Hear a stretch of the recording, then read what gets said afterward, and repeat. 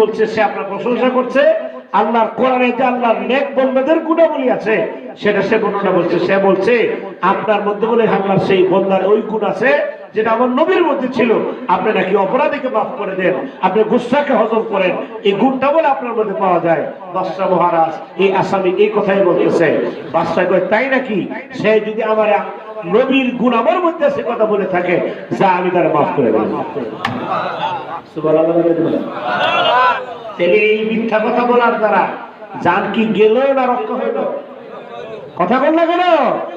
আর আমরা দেশে মিথ্যা সাক্ষী দিয়া বালানের ছেড়ে ফাঁসির আসামিতে ফাঁসির কাজ করা যা করে দেয়। অসংখ্য আলেম জেলখানায় গেছে, অথচ মিথ্যা মামলা দিয়ে দিয়ে আলেমদেরকে হয়রানি করা হচ্ছে। চিল্লায় বলেন ঠিক না ঠিক? আল্লামা মামুনুল হকের বিরুদ্ধে মিথ্যা মামলা